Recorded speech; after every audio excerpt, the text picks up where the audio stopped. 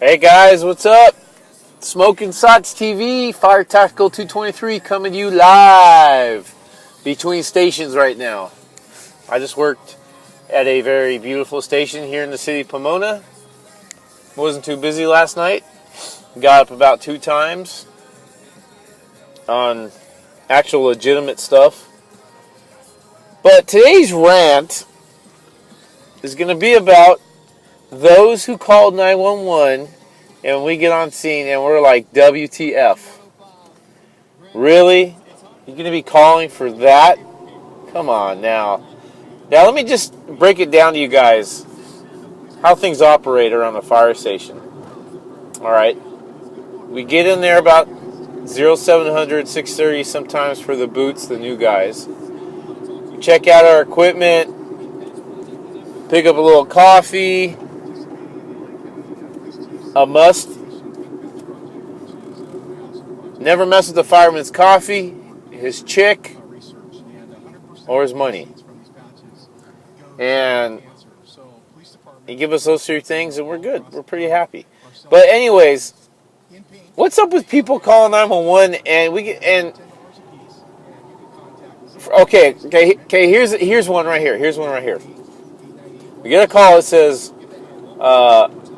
man down behind a 7-Eleven, or unconscious on these 2 streets. Informant not on scene. Passerby made the call. So that's telling me that somebody was driving by, they saw somebody laying down, and then they called and they kept on going. If you're that concerned about somebody laying down on the street and you think they're injured, stop your freaking car and see if they need help. You may not be a paramedic or EMT, but at least you can provide the information to 911 more better than what it is by driving by and be like, oh, there's somebody I gotta call 911. Especially like 2 or 3 o'clock in the morning. Fucking really? Really? Get out of your car and go check and see if they're at least alive. More times than not, we get on scene and there's nobody there because the dude's drunk. They're a homeless guy. They're drunk. Get out of your fucking car and go check. That's all we want. It saves us the call volume. We actually get sleep at night, which, trust me, we need. I don't know where people come up with this thing. So you work 10 hours a day, 12 hours? Who fucking knows? Who was even told this, like, back in the day, like, how long we work? Dude, almost every fire station that I know in the United States works 24-hour shifts. We're on for 24 hours. If you're a volunteer department, it's a little bit different.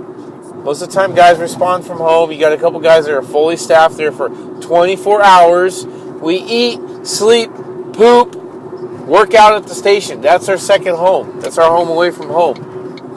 All right? You guys, you need to understand that. We are up all day long. Sometimes all night long. If there's a fire, a working structure fire, we're on that bitch until it gets put out. And then we may end up staying there, or one engine staying there, just to watch it, make sure it doesn't flare up again. Because having a flare up, that's a little embarrassing.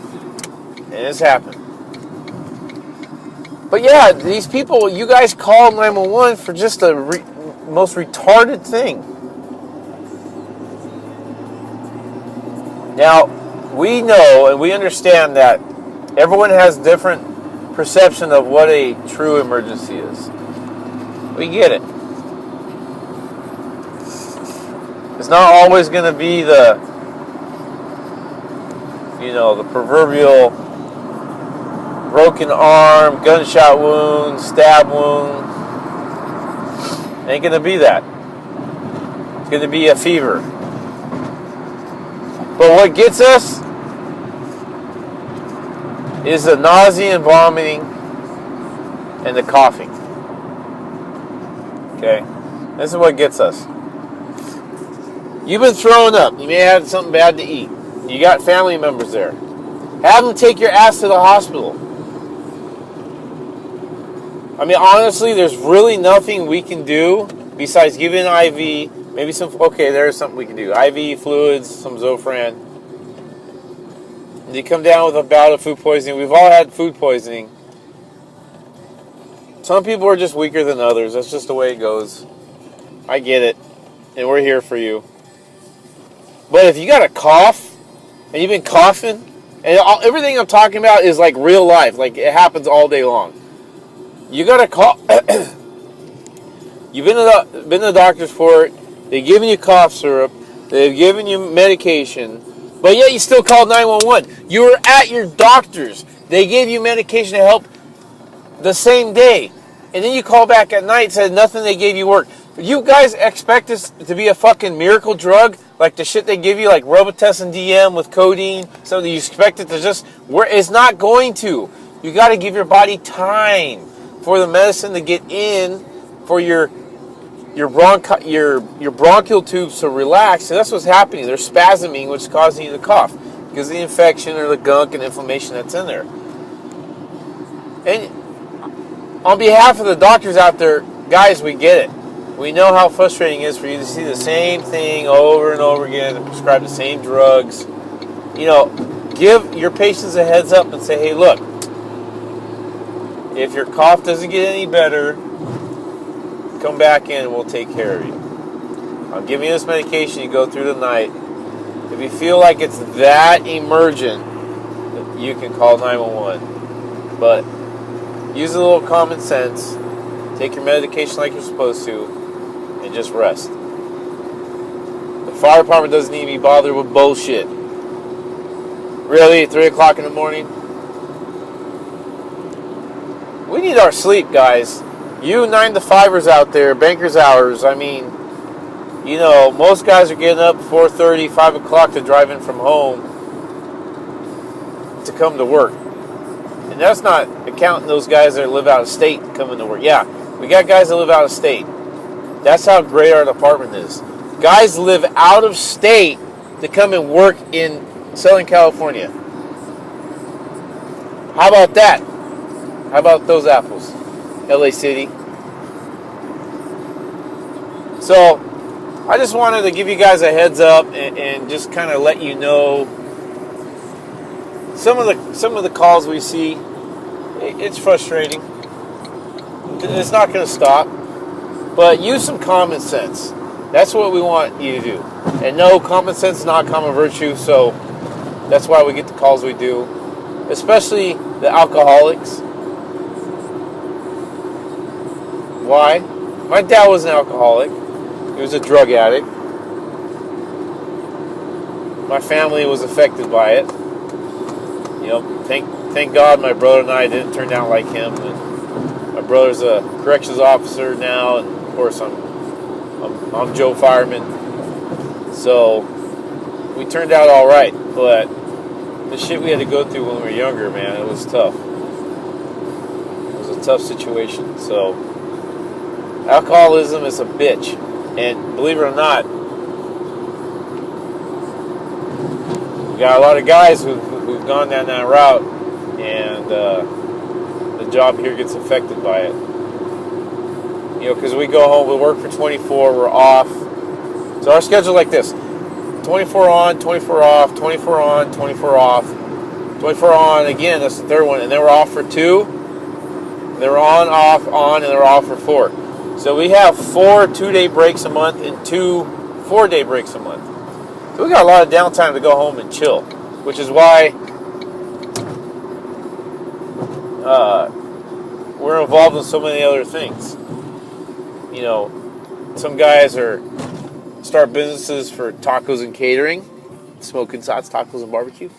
Other guys have woodworking shops or mechanics or construction. Like I said, firemen do a little bit of everything, and it's true. We own homes. A lot of guys have boats, jet skis, houses at the river. We have time to do that stuff. So all you jealous mofos out there, look, you had an opportunity to get hired by a fire department. You would take the same. You talk about pay. Hey, look, I get paid enough to keep the roof over our head and enjoy a good quality of life. How about that? Most departments do. So for all those guys out there wearing the badge, you know what I'm talking about. We get through everyday life, you know. We appreciate those people out there who appreciate us and want to, you know, they come by the station, give us a little love, you know, maybe drop off food or socks or underwear, you know, especially if we had a big fire and they come give us a little something, something. So we appreciate that. Thank you. We really do. We don't ask for it, but it's just there. Switching to another note, discounts. Yes, firemen and police get discounts in different restaurants or our phone bills. We don't ask for it. Oakley store, we don't ask for them. It's there. Our own guys fuck up our own deals. I mean, really? I know of a particular, used to be a captain, who, him and his crew went out to go eat one night, and they get the check back, and the waitress didn't give our typical 10 or 20% off, whatever it is. He has the cojones to walk up to the cashier and say, "Hey, what's wrong with our bill?" And she's like, "What do you mean?" "Yeah, our discount's not on here. I think you can do better than that." And she's like, "What? Oh, I'm sorry. I didn't know you guys got a discount." He's like, "Yeah, every time we come in here, we get like 50% off or whatever it is." Yeah, you guys need to fix this. And everyone's sitting at the table and just like, what the fuck? Like, really? You just asked for that? You swear like we're broke-ass firemen that we can't afford it. If we're going to go out to eat, everyone's going to chip in. Wow. Well, needless to say, it was given to us. However, when we went back to that specific eatery, there was no more discount to be given. Oh yeah. She went to the manager and kind of complained and how rude this individual was, and it was taken away from us. Thanks a lot, Joe Genius. Example 2. We have an Oakley store, the manufacturing plant, which is down in Rancho Mirage, or Rancho Santa Margarita. Military, police, firemen, employees, we're allowed to go in there and take advantage of the sales and of the special pricing. Well, they have specific rules. No spouses allowed. No kids allowed. No other family members allowed that are not in those 3 categories. So this gentleman decides to bring his spouse down one day and argues with the door manager why he can't bring his wife in. He drove all the way down here from wherever, and now you're telling me that I can't bring my wife in. That's BS. You guys owe it to us. And you're like, what? Wait a minute. You need to... So basically he was asked to leave. Our privileges were taken away. They wrote a big letter to our department saying you guys are no longer allowed to be here. Your case is being under review, blah, blah, blah. So we had a guy from a station who has the connections with this store, which I think is how we got the deal. And he basically kissed our ass. We got the deal back again. This guy's banned from going down there.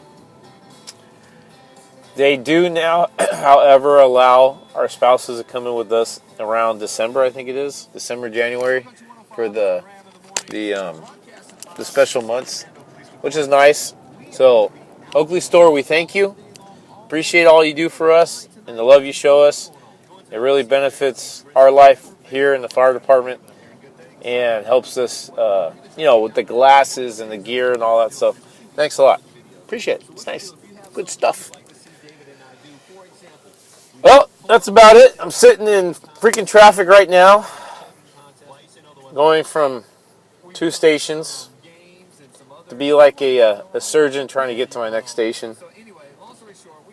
So you get off from one station, you give the guys a courtesy call, letting them know you're on your way. So that way your relief isn't waiting too long for you, or they can figure out something out if that guy or girl has to go and work at another station.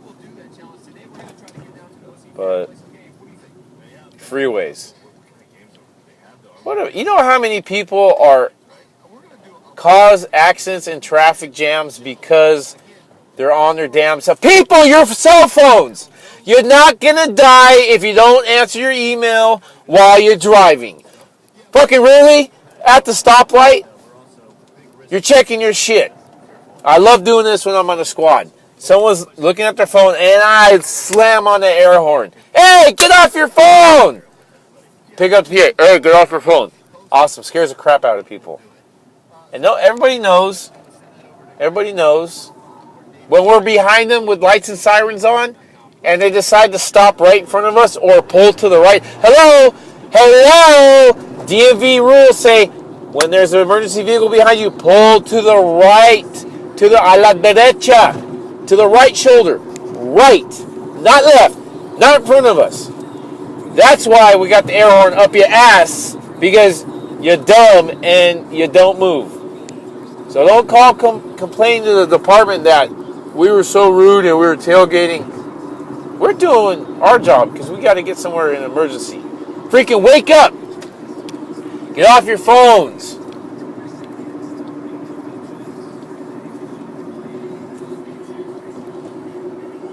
That's some bullshit, you know? Get off the wrong exit because I'm too busy talking. Damn it. Anyways, so, hey, hope you guys enjoyed today's rant. Fire Tactical 223 saying, look, use some common sense when you call 911. Don't be a bonehead. Make all your phone calls legit. And keep on keeping on. Smoking Sots TV Live, Fire Tactical 223 saying, hey, if it ain't you, it's probably somebody else. Peace.